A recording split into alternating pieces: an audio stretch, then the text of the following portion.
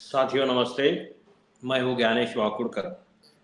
खबर दस्तक में आज हम बात करेंगे लोक जागरण अभियान के अंतर्गत ये महाराष्ट्र की राजनीति को या पूरी राजनीति को ही क्या हो गया कुछ समझ में नहीं आता है। लोग इतने स्वार्थी कैसे हो जाते हैं, नीति नीति भ्रष्ट कैसे हो जाते हैं, इतने करप्ट हो गए हैं लोग कि उनको कोई शर्म नहीं, हया नहीं, ना दुनिया की से शर्म आती है, ना समाज से, ना अपने से, खुद से, फैमिली से। कुछ कुछ उनको उन्होंने कुछ रखा ही नहीं है।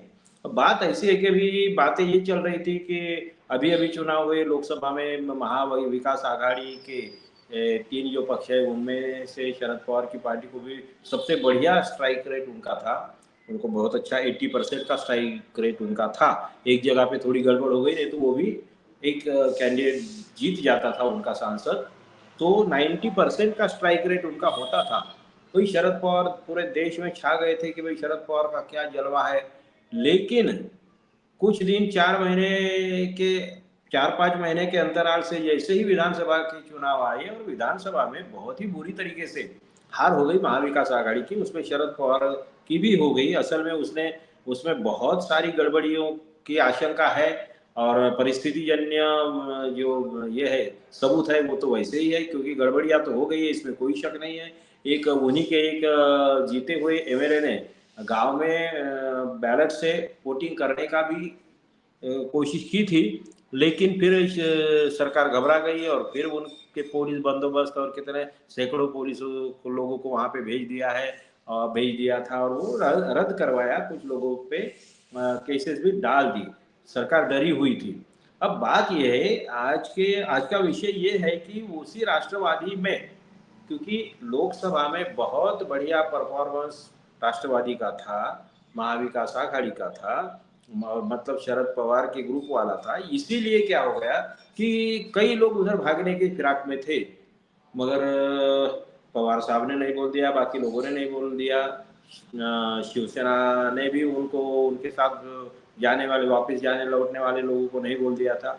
इतना सब होने की वजह से रुक गए थे। लेकिन एक ऐसे महापुरुष थे जो सतीश चौहान जिनका नाम है, वे ग्रेजुएट कॉन्स्टिट्यूएंसी से, मराठवाड़ा से, ये जो पदवीधर मतदार संघ है, तो उनके मतदार क्षेत्र से एमएलसी बने थे, आमदार बने थे, विधायक बने थे। और पहले वो विधायक काले जी के साथ में काम करते थे, आंदोलनकारी थे। मराठवाड़ा विद्यापीठ के आंदोलन, नामांतर विद्यापीठ के आंदोलन में भी वो कार्यरत थे, मतलब एक्टिव थे, इसमें कोई शक नहीं। तो सतीश चौहान ये जो आए थे 2008 से विधान परिषद में पदवीधर में, वे विधान परिषद के सदस्य थे, मतलब अच्छा आदमी है समझ लीजिए। और इतना सारा होने के बावजूद वो अजित पवार के साथ में चले गए थे। मतलब शरद पवार की राष्ट्रवादी कांग्रेस को, ओरिजिनल राष्ट्रवादी कांग्रेस को छोड़कर शरद पवार के साथ में ये भाग गए थे। अभी इनको कितने खोखे मिले नहीं मिले ये तो नहीं मालूम, क्योंकि ये विधान परिषद के सदस्य थे, तो इसलिए शायद उनका गवर्नमेंट पे कोई असर पड़ता नहीं पड़ता, इसलिए उनको बोल दिया होगा कि आपके लिए कुछ अच्छे फंड्स वगैरह जो भी है वो दे सकते हैं, लेकिन अभी ये आ जाओ। तो शायद खोके नहीं मिले होंगे, बाकी लोगों को 50 खोके मिले हैं ऐसा बोलते हैं। सच क्या है झूठ क्या है मालूम नहीं है, मगर बातें तो वैसी ही चली, 50 खोके एकदम ओके, ये नारा तो घर घर में बुलंद हो गया था। तो खैर ये छोड़िए, ये चले गए थे सतीश चौहान।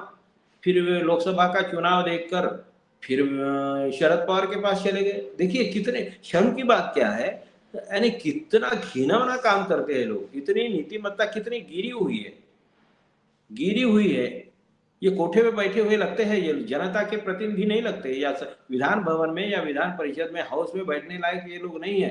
ये कोठे कोठे में भी इंसानियत होती है, कोठे में भी इतनी बेईमानी नहीं होती है, वो भी कुछ ना कुछ नीतिमत्ता का पालन करते हैं। एक गिराई को आधा छोड़ के कहीं जाते नहीं, बहुत गलत, मतलब ये उदाहरण अच्छा नहीं है देने के लिए, लेकिन वो इनसे भी गए गुजरे हैं ये लोग इतने। अब देखिए कि जब इनका वो शरद पवार जी को छोड़ के उनके साथ में चले गए, अब अजित दादा के साथ में गए, जब लोकसभा में चुनाव में बीजेपी, मतलब ये राष्ट्रवादी शरद पवार की हावी हो गई, तो फिर अजित पवार को छोड़ दिया और उनके पास भाग गए।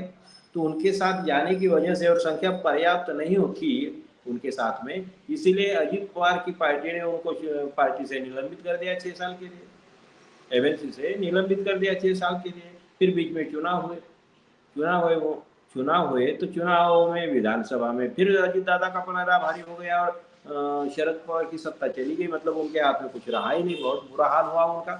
तो ये देखते हुए ये महान विधायक सतीश चौहान जी, अवतारी पुरुष, फिर से इनकी नीयत डोल गई, फिर बेईमानी पे उतर आ गए। जब शरद पवार के पास चले गए थे तब ना जाने क्या क्या इन्होंने कस्में खाई होंगी, कितने गिड़गिड़ाए होंगे, कैसे पैर पे झुक गए होंगे, पैर चाटे होंगे या जूते चाटे होंगे या क्या किया है ये मालूम नहीं।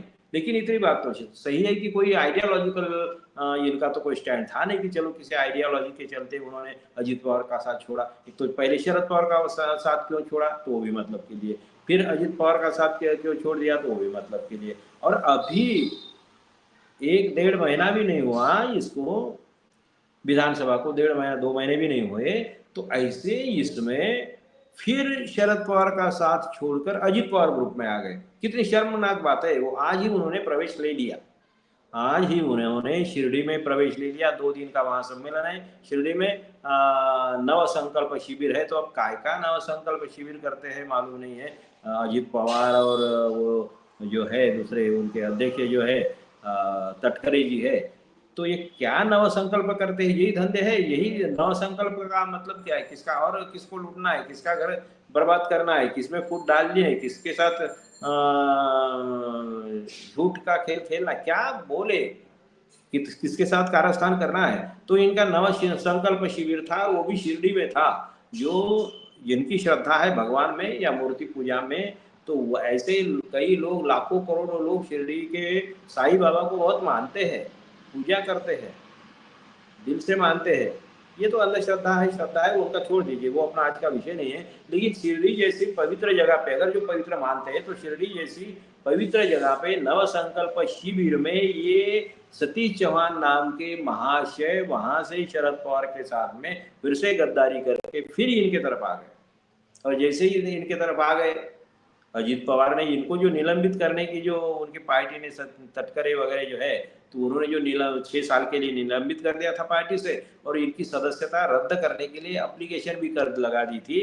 तो अब ये भी इतने खुश हो गए कि ऐसे बेईमान आदमी को, इनको संख्या चाहिए, इनको ईमानदारी से, क्योंकि ये खुद बेईमान है, खुद बिके हुए हैं, खूब सौदेबाज है, खूब दलाल है, नीतिमत्ता का कोई दूर दूर तक संबंध नहीं है, शर्म नाम की कोई चीज नहीं है। तो ऐसे जो नेता है, तो इन नेताओं ने, तटकरे और अजीत पवार ने भी उनका, पहले तो सबसे पहली बात की उनके ऊपर जो निलंबन की कार्रवाई कर दी थी वो वापिस ले ली। उनकी सदस्यता रद्द करने के लिए जो अपील लगाई थी, एप्लीकेशन दी थी, वो भी वापस कर लिया।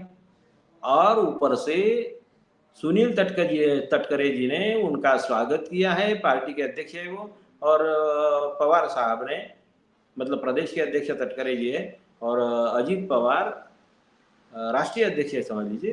तो दोनों ने उनका स्वागत किया। देखिए कितनी आप बेईमानी करो, कुछ भी करो, कोई ये नहीं है, आप सत्ता के साथ में रहो, और वो भी सत्ता वालों को भी, उनको हालांकि उनसे कुछ इनका फायदा होने वाला नहीं है विधायक आने से, उनका फायदा नहीं है, लेकिन संख्या बढ़ती है, अजीत और शरद पवार कमजोर हो जाते हैं, उनका मनोबल टूट जाता है। जो लोग उनके साथ में रहना चाहते हैं या उनको छोड़ना चाहते हैं, तो छोड़ना चाहने वालों को और ताकत मिलती है। जो उनको रहना, उनके साथ शरद पवार के साथ में रहना चाहते हैं, इसी मुसीबत के समय में उन लोगों का मनोबल गिरता है। तो ये माइंड गेम है, ये माइंड गेम है। हालांकि इनसे कुछ होने वाला है नहीं, क्योंकि ये विधान परिषद के एमएलसी है। लेकिन मेन बात ऐसी है कि ये दौर कैसा चलेगा। जैसे अब इनके कई सांसद भी, शरद पवार के कई सांसद टूटने वाले हैं, ऐसी खबरें बार बार आती रहती है, उछलती रहती है मीडिया में। तो ये हो सकता है, नहीं भी हो सकता है, लेकिन होने की पॉसिबिलिटी इसलिए हो जाती है, बन जाती है, क्योंकि ये एक महाशय तो टूट गए, ठीक है, खैर। लेकिन और दूसरी बात ये है कि तो टूटना है तो 6 सांसदों को टूटना होगा कम से कम। अब 6 सांसदों को टूटना है, 6 टूट गए तो हो जाएगा।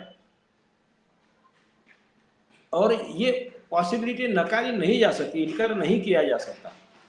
ऊपर से और एक बात आ रही थी कि भीड़ में जो चल रहा है, धनंजय मुंडे जो है, अजीत पवार गुट के मंत्री है, तो उनके खिलाफ जो दिनों दिन नए नए खुलासे हो रहे हैं, नए नए क्रिमिनल कॉन्स्पिरेसी जो है इनकी सामने आ रही है।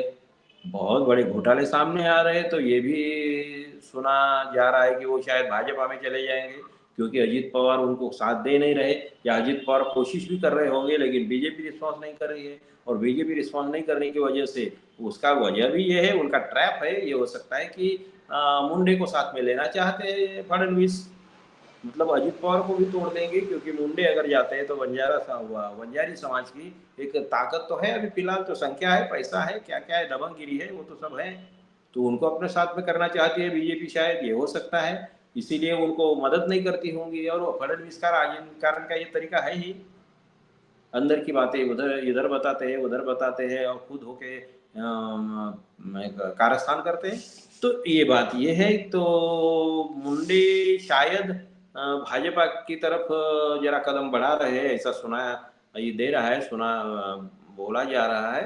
अफवाह है, अब सच क्या है झूठ क्या है पता नहीं, हो सकता है, मगर इसमें पॉसिबिलिटी हो सकती है। दूसरी बात यह है कि छगन भुजबल के मामले में भी वो भी नाराज थे, क्योंकि उनको मिनिस्ट्री नहीं मिली थी, तो वो भी मामला ठंडा कर दिया, और वो भी धीरे धीरे फडणवीस की तारीफ करना शुरू कर दिया, उन्होंने उनके साथ में जाना शुरू कर दिया। तो हो सकता है कि वो भी चले जाएंगे, मतलब इधर शरद पवार की पार्टी टूटेगी तो वो अजीत पवार के साथ में जाएंगे, और इधर अजीत पवार के लोग टूटेंगे तो वो बीजेपी के साथ में जाएंगे। और ये सारा खेल करने के पीछे बीजेपी का षड्यंत्र है, बीजेपी की कुटिल नीति है, कुटिल कारस्थान है, इसमें कोई शक नहीं है। महाराष्ट्र की राजनीति को इतने घटिया लेवल पे लाने का काम अगर किसी ने किया है तो मोदी शाह ने किया है, फडणवीस ने किया है, बीजेपी ने किया है, संघ ने किया है। ये जनतंत्र को पूरा बर्बाद कर दिया है इन लोगों ने। ये जनतंत्र के हत्यारे हैं, जनतंत्र के हत्यारे हैं, देश के दुश्मन हैं। ऐसे लोगों से हमें सावधान रहना होगा, मगर अब जनता ने उन्हें जिता दिया है, कुछ कारस्तान से भी जीते हैं, खैर छोड़िए। लेकिन आज हम बात यहीं तक रुकते हैं। अब आप देखते रहिए खबर दस्तक। धन्यवाद।